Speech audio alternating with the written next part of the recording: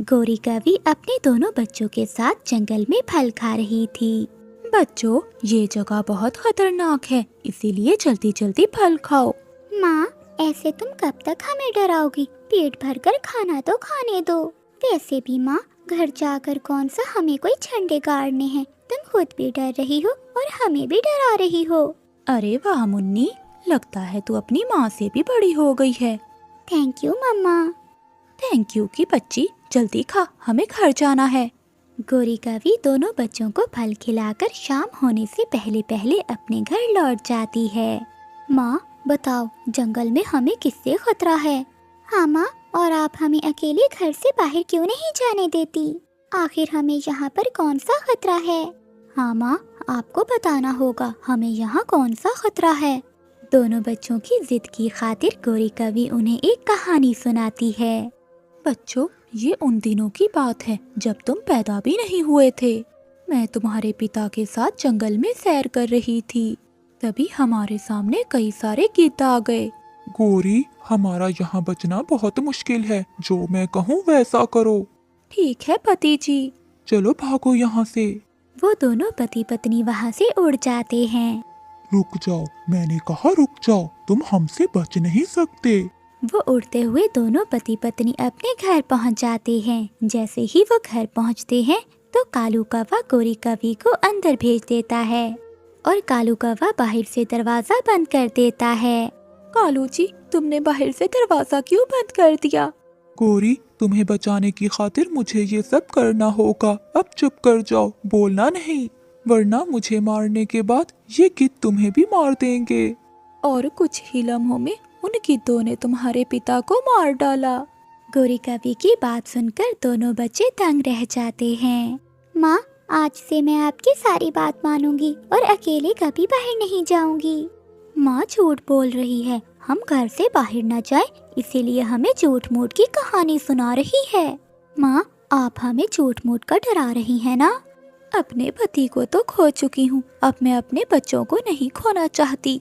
ऐसे ही रात हो जाती है। रात के समय जब तीनों सो रहे थे तब जग्गू कौवा चुपके से घर से बाहर निकल जाता है, पर गलती से घर का दरवाजा खुला छोड़ देता है।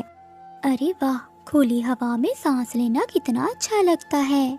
माँ तो बेवजह ही मुझे डराती रहती है। तभी जग्गू के सामने एक चील आ जाती है। अरे बाप रे बाप, ये तो चील है, क्या करूँ क्या करूँ? आइडिया, इससे डरना नहीं है, देखता हूँ क्या होता है। चील को देखकर जग्गू ना डरने का नाटक करता है। तुझे मुझसे डर नहीं लगता? दिखने में तो तुम भली लगती हो, भला तुमसे क्या डरना? चील मन ही मन में सोचती है। ये छोटा बच्चा तो मुझसे डरने का नाटक कर रहा है। वाकई ही ये बच्चा बहुत हिम्मत वाला है। उधर गोरी कवि के घर का दरवाजा खुला रह गया था। इसका फायदा उठाते वो गिद्धे वहाँ पहुँच जाती हैं। तभी जग्गू को अपनी माँ की आवाज़ सुनाई देती है। बचाओ जग्गू, जग्गू हमें बचाओ। अरे नहीं, ये तो मेरी माँ की आवाज़ है। लगता है मेरी माँ किसी खतरे में है, मुझे अपनी माँ को बचाना होगा। मैं हिम्मत वालों की कदर करती हूँ, चलो मैं भी तुम्हारे साथ चलती हूँ। जब तक जग्गू कौवा और चील गोरी कवि के घर तक पहुँचते हैं तब तक वो गिद्धे उन्हें मारकर खा चुकी थी।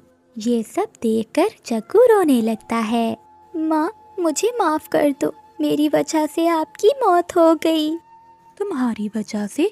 वो कैसे? जंगल में घूमने के लिए जब मैं घर से बाहर निकला तो दरवाजा खुला ही छोड़ गया।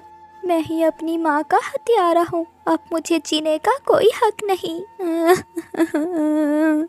ऐसा ना सोच बेटा। नहीं चील, आप मुझे मारकर खा जाओ, मैं जिंदा नहीं रहना चाहता। मैं चील हूँ, शैतान नहीं। मैं दुखी और बेसहारा का सहारा बनती हूँ, मैं उन्हें मारती नहीं। मगर मैं अब अकेला इस जंगल में क्या करूँगा? मासूम बच्चे को देखकर चील के दिल में दया आ जाती है। रो नहीं बेटे, आज से तुम मेरे बेटे हो, आज से मैं तेरी परवरिश करूँगी। चील जग्गू को अपना बेटा बना लेती है। अगले दिन चील जंगल के सभी पक्षियों को इकट्ठा करती है। ये मेरा बेटा है, आज से मैंने इसे गोद लिया है। अरे वाह महारानी चील जी, आप तो बहुत अच्छी हैं। इस बेसहारा बच्चे को सहारा देकर आपने महानता दिखाई है। हाँ चील जी, हम बहुत भाग्यशाली हैं कि आप हमारी महारानी हो। चील बहुत अच्छी महारानी थी। वो हमेशा पक्षियों की हिफाजत करती थी, इसीलिए जंगल के सभी पक्षी चील का हर कहना मानते थे। चील जग्गू से बहुत प्यार करती थी। वो माँ की तरह जग्गू को अपना बेटा समझती थी। ऐसे ही कई साल गुजर जाते हैं और चील बूढ़ी हो जाती है। तब जग्गू भी बड़ा हो गया था। माँ, आज तक आपने माँ होने का फर्ज निभाया है, अब मुझे भी बेटा होने का फर्ज निभाने दें। हाँ हाँ बेटे, मगर तुम करना क्या चाहते हो? माँ, मैं आपके बुढ़ापे का सहारा बनना चाहता हूँ। चलिए माँ जी, मैं आपको जंगल की सैर करवा कर आता हूँ। ठीक है बेटा, जैसी तुम्हारी मर्जी। तभी जंगल में कुछ गीत आ जाते हैं। माँ, ये गीतें कहाँ से आ गईं? रुको, ये मेरा बेटा है, अगर इसे खरोच भी आई तो मैं तुम्हें नहीं छोड़ूंगी। चील से पंगा लेना ठीक नहीं है, चलो चलते हैं।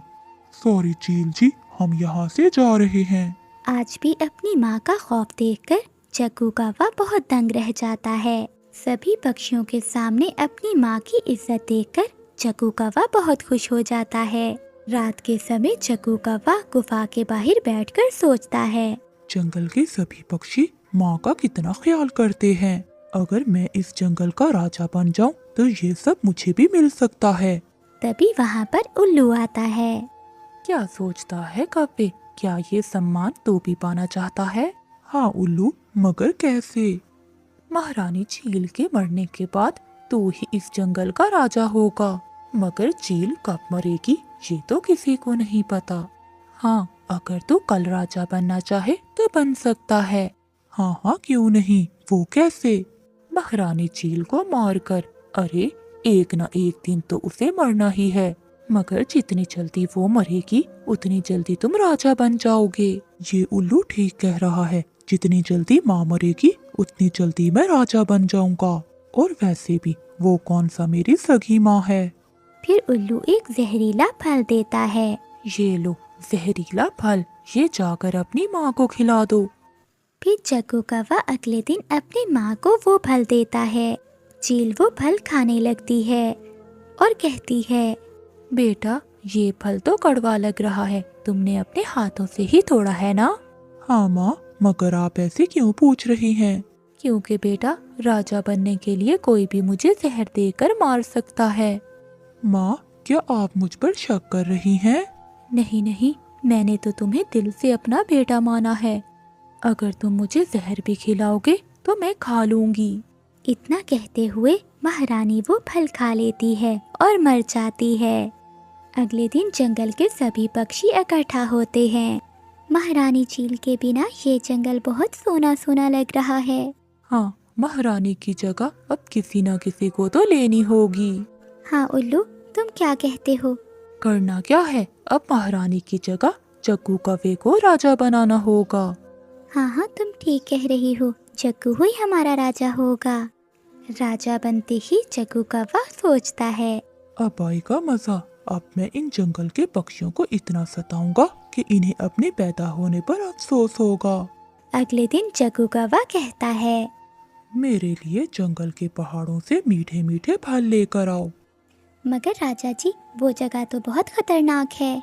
तो क्या हुआ, क्या तुम अपने राजा के लिए इतना भी नहीं कर सकते? पर महाराज, परवर कुछ नहीं, ये मेरा हुक्म है। राजा की बात सुनकर मिठू तोते को काली पहाड़ी की तरफ भेजा जाता है, मगर अचानक वहाँ पर कुछ गीतें आकर उन पर हमला कर देती हैं और मिठू तोता मारा जाता है। इसी तरह जो भी पक्षी भेजा जाता वो गीतें उन्हें मार देती। जंगल के सभी पक्षी राजा कौवे से बहुत परेशान हो जाते हैं। उधर राजू कौवा मीठे अंगूर खा रहा था कि तभी वहाँ गीतें आ जाती हैं। अरे बाप रे बाप, ये गीतें कहाँ से आ गईं? अब कौन बचाएगा तुझे? देख गिद्ध, मैं यहाँ का राजा हूँ, तू मुझे मार नहीं सकता। तू अपने बाप को मार सकता है, क्या तुझे ये नहीं मार सकते? उल्लू तू? हाँ मैं, लालची और गद्दार कौवे। बचपन में जिसने तुम्हारी जान बचाई तुमने राजा बनने के लिए उसे ही मार दिया। गिद्धो, मार दो इन्हें और मैं बन जाऊंगा राजा। फिर वो सब मिलकर कौवे पर हमला करने लगती हैं। तभी वहाँ पर चील की आत्मा आ जाती है। रुक जाओ, अगर मेरे बेटे को खरोच भी आई मैं तुम सबकी जान ले लूंगी। अरे ये तो महारानी चील की आत्मा है, जिंदा रहना है तो भाग जाओ यहाँ से। चील की आत्मा को देखकर वो सब वहाँ से भाग जाते हैं। माँ, आपने मुझे क्यों बचाया? मैंने तेरी जान बचाकर तुझे नया जीवन दिया था, तुझे अपना बेटा बनाया था और तूने राजा बनने के लिए मुझे जान से मार दिया। माँ, मुझे माफ कर दीजिए। बेटा, तू नहीं जानता, उस दिन मैंने तुम्हें वो जहरीला फल लेते अपनी आँखों से देखा था। माँ, ये जानते हुए भी आपने वो जहरीला फल खा लिया। हाँ, अपने बेटे को अपने खून का प्यासा देखकर मैं ये सदमा बर्दाश्त न कर सकी और मौत को गले लगा लिया। माँ, मुझसे बहुत बड़ी गलती हो गई, मुझे माफ कर दे। याद रखना बेटा, जीवन में जो बोओगे वही पाओगे। अगर बुरा करोगे तो तुम्हारे साथ भी बुरा ही होगा। चील की बातें सुनकर कालू कौवे को अपनी गलती का एहसास होता है। उस दिन के बाद से जग्गू कौवे ने जंगल के सभी पक्षियों को परेशान करना छोड़ दिया था और वो अपनी माँ की तरह एक अच्छा राजा बन गया था। गोरी कौवी बहुत चालाक कौवी थी। वो हर समय दूसरे पक्षियों को उल्लू बनाने के चक्कर में रहती। गोरी कौवी हरियाली तोती के पास जाती है। हरियाली, मैं दाना लेने जा रही हूँ, तुम भी मेरे साथ चलो। नहीं गोरी, मुझे तुमसे डर लगता है। तुम दाना बांटते समय हमेशा लड़ाई करती हो। ना ना हरियाली, मैं तो लड़ाई नहीं करती। जो भी दाना मिलेगा हम आपस में आधा आधा बांट लेंगे। भला इसमें लड़ाई कैसी? फिर हरियाली तोती मान जाती है और गोरी कौवी के साथ दाना लेने चली जाती है। घने जंगल में जाकर हरियाली तोती को एक पेड़ के पास चने का एक पौधा नजर आता है। वो देखो, वो है चने का दाना। फिर वो दोनों वहाँ चली जाती हैं। हरियाली, मैं तो थक गई हूँ, ये चने का दाना मैं ले जाती हूँ और आगे से जो भोजन मिलेगा वो तुम ले जाना। नाना गोरी, ऐसा मत कहो। तुमने कहा था कि जो भी भोजन मिलेगा हम आधा आधा बांटेंगे। हम दोनों ये दाना आधा आधा कर लेती हैं। हरियाली, हो सकता है तुम्हें आगे कोई मीठा फल मिल जाए, मैं तो ये दाना लेकर जा रही हूँ। फिर गोरी कौवी चने का दाना उठाकर वहाँ से चली जाती है। ये काली कौवी बहुत बुरी है, हमेशा दूसरों को उल्लू बनाती है। फिर हरियाली तोती आगे बढ़ती है। वो सारा दिन फिरती है मगर उसे खाने की कोई चीज नहीं मिलती। वो भूखी ही वापस चली जाती है। दूसरे दिन सुबह सवेरे ही गोरी कौवी रानो चिड़िया के पास जाती है। चिड़िया चिड़िया, चलो हम दाना लेने चलें। नहीं गोरी, तुम दाना बांटते समय लड़ाई करती हो। मैं तुम्हारे साथ दाना लेने नहीं जाऊंगी। नाना चिड़िया, मैंने खुद को बदल लिया है, अब मैं किसी से लड़ाई नहीं करती। जो भी दाना मिलेगा हम मिल बांट कर खा लेंगी। फिर रानो चिड़िया मान जाती है और गोरी कौवी के साथ दाना लेने चली जाती है। गोरी कौवी और रानो चिड़िया उड़ते उड़ते दूर निकल जाती हैं। एक मकई का पौधा जिसके ऊपर 2 मकई के भुट्टे लगे हुए थे, रानो चिड़िया वो देख लेती है। गोरी गोरी, वो मकई का पौधा है, हम वहाँ जाते हैं। फिर रानो चिड़िया और गोरी कौवी मकई के पौधे के पास जाती हैं। मकई का भुट्टा तो मुझे बहुत पसंद है, अब मैं क्या करूं? चिड़िया को कैसे बांट कर दूं? गोरी, क्या सोच रही हो? 2 मकई के भुट्टे हैं, एक तुम ले लो और एक मैं ले लेती हूँ।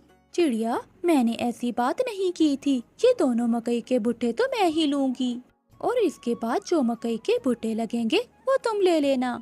ये सुनकर रानो चिड़िया हैरान हो जाती है। गोरी, ये तुम क्या कह रही हो? इस पौधे पर तो दोबारा भुट्टे 3 महीने बाद लगेंगे। तुम मुझे इसी में से एक दे दो। माफ करना चिड़िया, ये तो नहीं हो सकता। गोरी कौवी दोनों मकई के भुट्टे तोड़कर वहाँ से चली जाती है।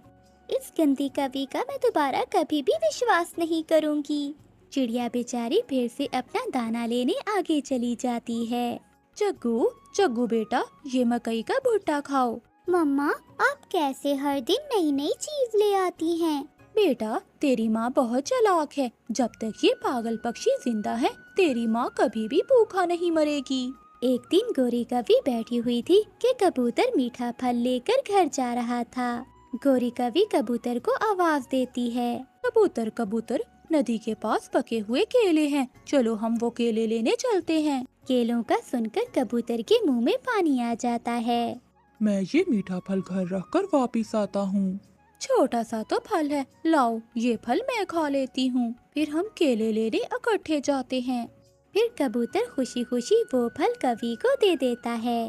गोरी कवि वो फल खाती है और कबूतर से कहती है, गंदी आंखों वाले, अगर वहाँ केले होते तो मैं न खा लेती, मैं क्यों तुमसे ये फल लेकर खाती। फिर गोरी वहाँ से उड़ जाती है और कबूतर गोरी को जाता हुआ देखता रह जाता है। मगर अब सारे पक्षी गोरी से बहुत तंग आ चुके थे। एक दिन जंगल के सारे पक्षी बड़े पेड़ के नीचे इकट्ठे होते हैं। कोई भी पक्षी अब गोरी के साथ भोजन लेने नहीं जाएगा। वो हम सबको पागल समझती है, सुन लो, सब सुन लो। उस दिन के बाद कोई भी पक्षी गोरी कवि के साथ नहीं जाता। गोरी को तो भोजन ढूंढना आता ही नहीं था, इसलिए उसे भोजन ना मिलता।